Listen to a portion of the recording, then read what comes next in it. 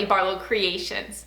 If you're new to my channel and you're stopping by for the first time, thank you for stopping by. Welcome to my channel. Stick around a while by clicking that red button for more crafting on a budget, more everything on a budget videos to come. And if you click it again when the bell appears, YouTube should notify you every time I upload a new video, depending on the option that you choose in the drop-down menu of the bell. If you're interested in following me on social media, you can find those links, you guessed it, in the description box below. So what do I have going on for you for today? Today I am bringing to you another one of those stinking adorable DIY Christmas ornaments that I've been bringing to you over the last few weeks using either fondant or air dry clay. Now, quick backstory, I have always been intimidated to work with fondant, but once I started working with it, I really realized how easy it was to work with it, and I really learned to love working with it outside of cake decorating and incorporating it in other ways into my DIYs. I am one of those people who always thinks outside of the box. I like to think of how else I can use something other than its intended use. And so with these, I thought once they dried and they hardened, I thought what adorable Christmas ornaments these would make. And so I decided to bring you a series of them, a series of 4. Today, I am going to be showing you such a cute stinking penguin. Oh my goodness, this thing is so cute. I can hardly stand it. Super easy to do, and this makes for a really great family-friendly project to do all together. Instead of game night, do Christmas tree ornament night. DIY Christmas tree ornament night. It's easy. Let's get to it. Don't be intimidated. Come on, DIY with me. You can get fondant at Walmart for like $4 or $5. Come on. Food coloring fondant equals adorable Christmas tree ornaments. Okay, let's do some DIYing. Alrighty, so like I said, I will be using a white fondant because fondant is very inexpensive, super pliable, super easy to work with, easy to color, and it dries and hardens perfectly. You can get this in 3 different sizes at Walmart. I'm using the smaller size, that was $4.88. The largest size is $14.88. If fondant isn't your thing, you can use an air dry clay, or you could even make a salt clay, I guess it is. Either one will work. I guess it's just really your preference. I just noticed that the air dry clay isn't as pliable as fondant. To color my fondants, I just use a simple gel food coloring. I picked up these 2 boxes. This one here has the browns, the blacks, the white, and the purple. So this is perfect for making skin tones if you need to. Then you can always get this other box down here that has all of the primary colors, and those primary colors are great for just about any time of year. I want to say you can get each of these boxes for about $3, and a little goes a long way. The colors that I'll be using for today's ornament is a red, a yellow, a black, and a white, and I did pre-color these. To color these, it is very simple with fondant. I'm using gloves because food coloring will stain your hands. And you can see how I was telling you how pliable it is. It's kind of like taffy. And the colors that I'm using is the yellow and the red, and I'm not showing the black, but I did use black as well. And just by simply placing some of the food coloring onto the fondant, then just working it into the fondant, it's gonna color your fondant. You can make it as bright or as light as you want just by adding a bit more food coloring to it. Now, because we're making a penguin, our base color is going to be black. And so I've started out by just rolling out some black fondant. And yes, that is PVC piping that you see me using. I raided Jeff's stash because I am one of those people that I don't like to put out extra money if I don't need to, and if some PVC piping is going to work as a rolling pin, why not use that? Why do I need to buy a special rolling pin for this? For this penguin, we need a 2-inch circle. Now, I made this template or this cutter out of Dollar Tree's cutting mats. Dollar Tree's cutting mats come in a 2-pack, and this is perfect because you can make just about any shape you want with these cutting mats. To cut these mats, you can use your paper cutter. I'm using my paper cutter with an old blade because I want nice straight lines, and I don't always cut the straightest lines, but you do want to use an old blade because cutting these mats up will chop up your blade. This is my 1-inch strip. We've got a shiny side and we've got a dull side. The shiny side, you're gonna want that to be on the inside of your cutter.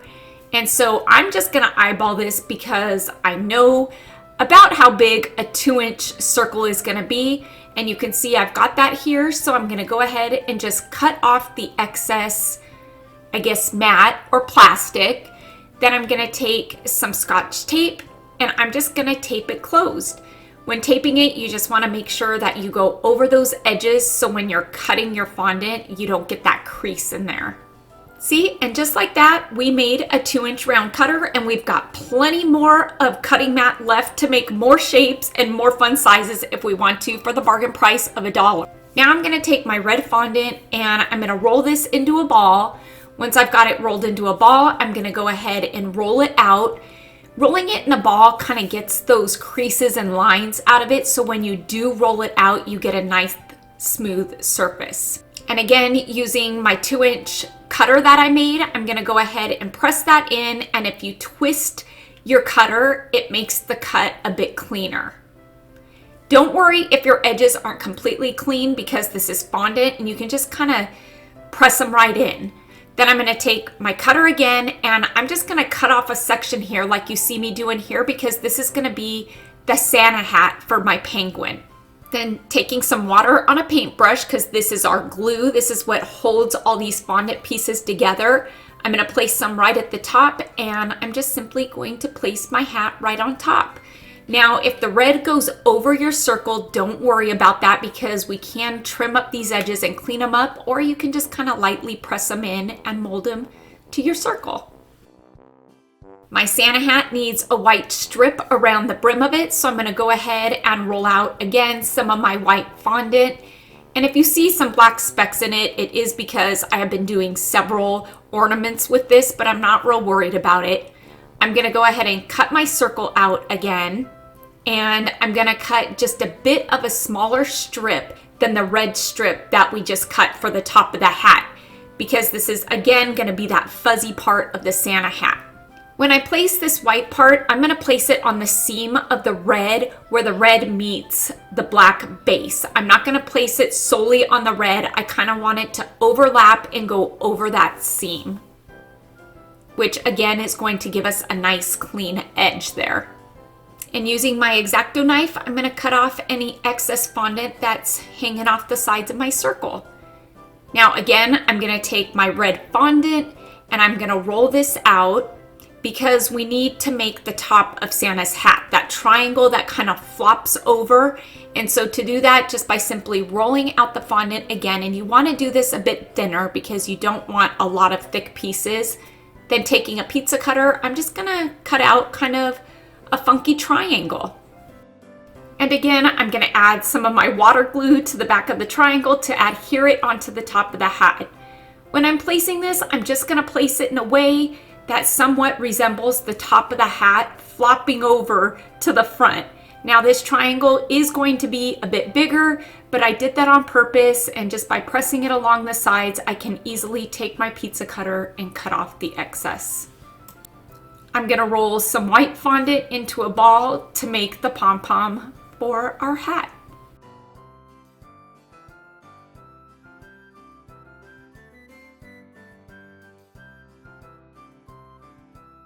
Now I'm gonna move on to the penguin's face, and usually a penguin's face has white on it, and to me that resembles a heart. So I'm gonna go ahead and roll out some white fondant. And yes, I did make a heart out of my Dollar Tree cutting mat, so I'm gonna go ahead and cut my heart out. To make a heart cutout or cutter, I'm gonna take 5 inches of my Dollar Tree cutting mat, and I'm gonna cut off the excess. Taking this 5 inches, I'm gonna go ahead and fold it in half, and I'm gonna crease the mat. This is gonna be the bottom of our heart. I'm gonna give it a nice sharp crease. Then you're gonna wanna tape the 2 ends together, and I found it was easiest to place tape on one end first, then just bring the other end up, and there it's taped together. Then we're gonna take and just press down that top end, making a heart shape. And by pinching it together with your fingers, if you take your tape and place it on the inside of your heart there and tape it around, it's going to keep it pinched together in the shape of a heart. You're going to want to do that on both sides of the heart, both ends. And there we've just made ourselves a heart cutout, again, out of Dollar Tree's cutting mat, and we still have plenty of cutting mat to make more shapes. You can make your heart shape on any size magnitude. This is just the size that I'll be using for this 2-inch circle. Now I'm going to take my heart out of fondant that we cut, and using my rolling pin, I'm just going to kind of stretch it out a bit. I want it a bit longer and a bit wider, just distorting it a bit. We don't want to really take away from the shape of the heart. We just need it a bit wider so it kind of fills in the face. Once I've got it a bit wider, I'm going to go ahead and place it on the center of the black. After, you can't see me, I'm actually putting my water glue on the one side, and I'm just going to go ahead and place this centered right like so. And this is going to be our penguin face. Look at how cute that is. See how it's coming together? It's easy when you think of it as just shapes. Now taking some black fondant, I'm going to roll it kind of like a worm because I'm going to make eyes. And these are very simple eyes. Just by rolling the fondant out and making this worm or noodle type shape, I can go ahead and cut 2 pieces out in the same size. They're about 1/2 inch. And I'm going to cut it using, again, my X-Acto knife. This is an X-Acto knife that you can get at Dollar Tree. It's actually called a utility set at the Dollar Tree, but I'm calling it an X-Acto knife. And just like that, these eyes are going to be curved just a bit and placed right here. And we can't forget to add some of our water glue to the bottom side of these to keep them in place. For the nose, I'm going to go with some yellow fondant, and again, I'm going to roll this into just a simple ball. And I'm going to place it right in the crease of the heart there.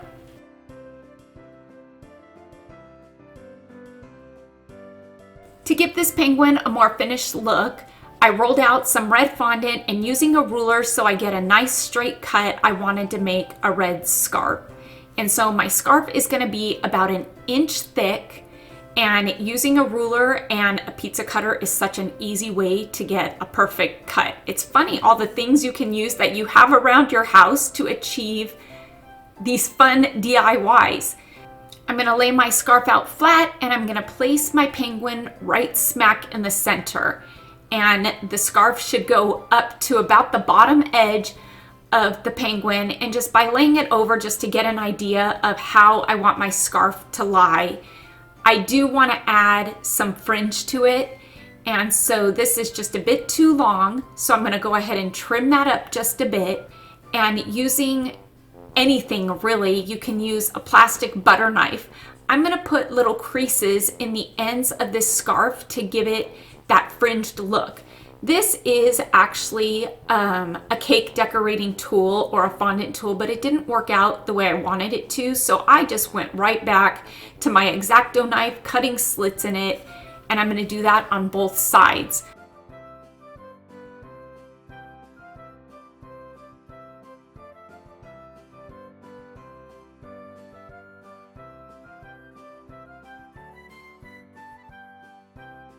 Once I've got the slits cut, I'm going to go ahead and just place my scarf in the position that I want it, using some of the water glue to keep it in place.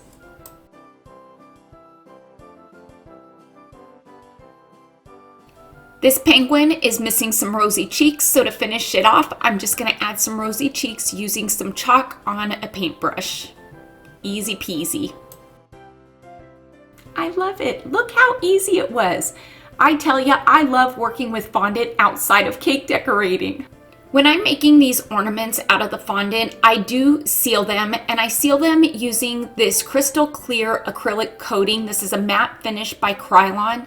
It works amazing, and it's going to help keep those critters away. Now, because this is an ornament, I didn't want to put a hole in it, so I'm just going to my go-to method, and I'm using some black twine that I hot glued onto the back of my ornament to hang it from my tree. Okay, now tell me this penguin is not stinking cute. I still have a ton of fondant left over, so you'll want to stay tuned for my last 2 ornaments that I will be bringing to you for 2020. I will be bringing to you a reindeer and Santa, so you're going to want to stay tuned for those over the next couple of weeks.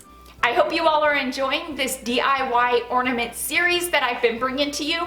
Please make sure to give this video a big thumbs up, and let's get this video to 5,000 likes, because like I always say, each and every one of your thumbs up and those comments that you leave down below, they really do help my channel to grow, and it helps YouTube to notice me just a bit more. Make sure to stay tuned for my last and final DIY ornament this year. I will be doing an adorable Santa Claus. This is one you are not going to want to miss. Until next time, everybody, I hope you have a fantastic day. Happy crafting on a budget. Stay happy, stay safe, stay healthy, but most of all, stay positive, and bye for now, everybody.